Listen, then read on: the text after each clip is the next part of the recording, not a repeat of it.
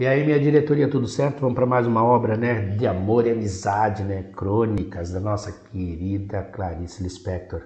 Também é uma antologia, né? Exemplo dos outros que a gente viu até agora, né? A gente falou sobre Negro, a gente falou sobre Melhores Contos, que são 3 antologias, né? 3 coletâneas aí organizadas por pessoas que são próximas ou gostam da obra desses autores aí. Então, De Amor e Amizade também foi organizado pelo Pedro Vasques em uma Clarice diferente, né, daquilo que a gente está acostumado a ver. É uma Clarice que não é a romancista, que não é a contista, mas sim uma cronista. Ela escreveu crônicas para o Jornal do Brasil, ali mais ou menos entre 68, 69, por ali e tal, 67, 73, 74, então nesse período ali. E dentre as crônicas que ela escreveu para esse jornal, né, ele escolheu as crônicas com uma temática mais ligadas a amor, amizade, para atrair um público um pouco mais jovem, para atrair um novo público para a nossa querida Clarice. Né? A gente geralmente, quando fala em Clarice Lispector na escola, a gente fala para os colegas de vocês, os estudantes, então, a Clarice Lispector é uma leitura mais introspectiva, mais intimista, uma literatura mais pesada, né, uma densa e tal. Ela vem ali com aquela pegada da introspecção muito grande e tal, uma prosa intimista, que é muito característico da terceira geração da literatura moderna no Brasil. Mais especificamente nesse texto, nesse livro, o Pedro Vasques escolheu crônicas, e a crônica por si ela é mais leve, porque ela trabalha uma temática cotidiana, e ela escrevia regularmente para o jornal, procurando aí abordar temáticas correlacionadas às memórias dela, a semana, a vivência daqueles dias dessa mulher. O que sabemos, e fica claro isso, né, nos textos, é que ela não estava muito confortável com a situação de ser cronista, ela não curtia muito isso. Ela gostava de escrever romances, porque tinha toda a coisa da história, do enredo, e também porque o público que compra, né, ou compraria o romance dela é um público que já era cativo dela, um público que já gosta do trabalho dela.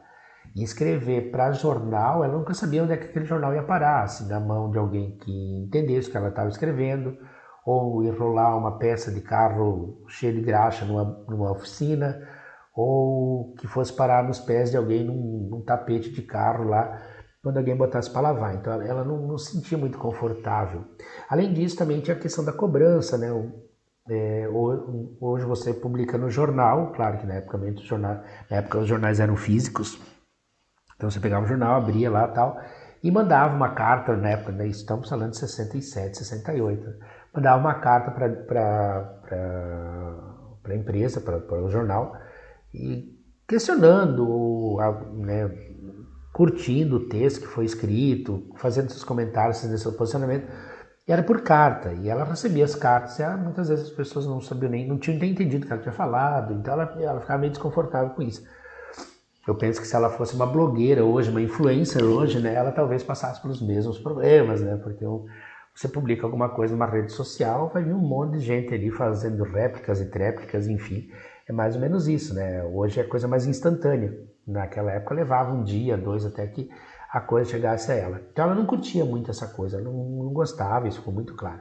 Mas o livro está aí para nós, né? A gente tem aí um livro que trabalha com a temática de amor e amizade, amores mais superficiais, amores para a vida inteira, amizades intensas, amizades que se perdem, perdas, as memórias, as saudades. Então tem algumas coisas muito em forma de testemunho mesmo, né? A história da viagem de trem, que ela fala de uma menina que teria vindo da Ucrânia, que seria ela própria, né? Que ela veio para o Brasil com pouquinha idade e tal, essa ucraniana, e certamente assim as memórias dela vão ser trazidas. Ela fala das perdas de amigos, né? O Sérgio Porto, por exemplo, Lúcio Cardoso, porque a gente vai ficando e os amigos vão partindo, então ela também remonta sobre isso, né? Rememora situações em cima disso. E o que surpreende nesse texto dela é uma linguagem mais informal, mais coloquial, uma linguagem que não é toda aquela densidade que a gente via nos livros, por exemplo, Paixão Segundo GH, Felicidade Clandestina. Então aqui é uma Clarice diferente.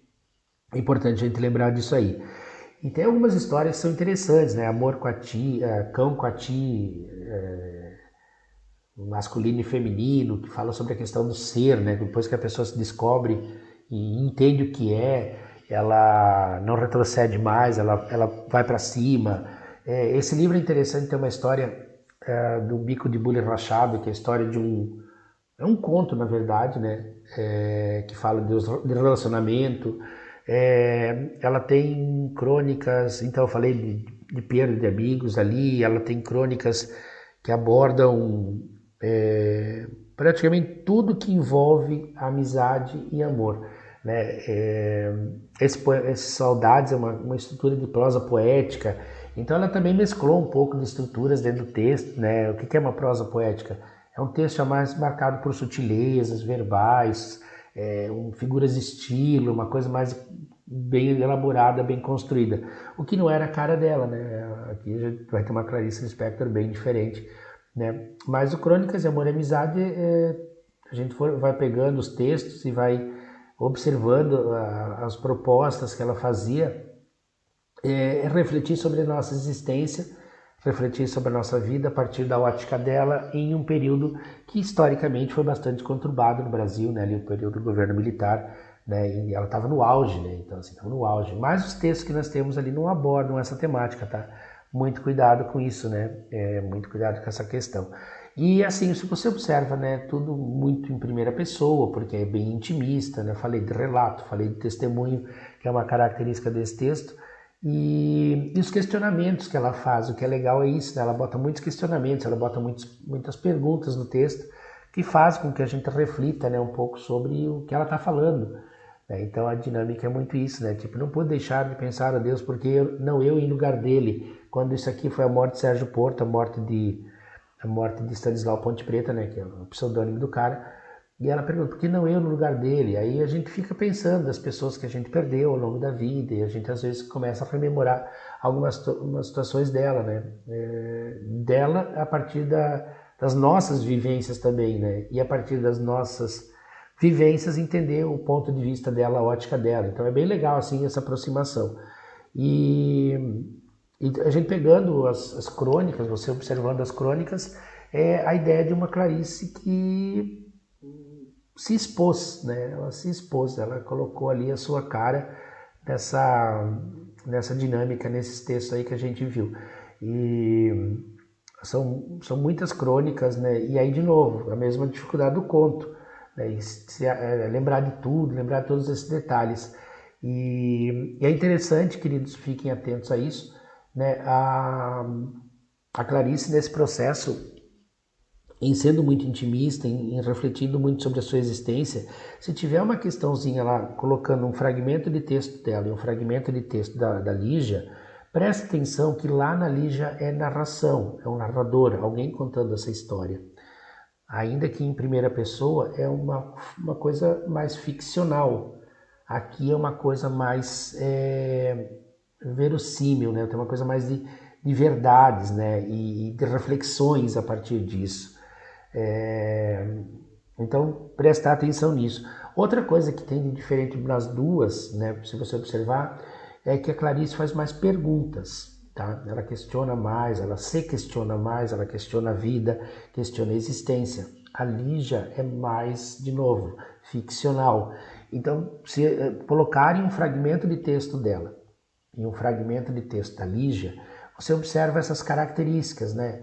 A forma como ela está se expondo, se é um narrador, se é alguém contando a história, lembrando que aqui tem aquela história do Bico de Bule Rachado, do Bob e Jane, que brigaram porque o Bule tinha rachado e tal, mas, em síntese, os textos dela são sempre esses questionamentos, essas indagações, essas reflexões sobre um momento cronos, né, crônica, cronos, tempo, em que ela estava vivendo. Ao passo que lá na Lígia a gente vai ter o quê? Uma fábula, um narrador em primeira, um narrador em terceira, alguém que vai estar contando uma história, né? Alguém que vai estar contando uma passagem de um personagem.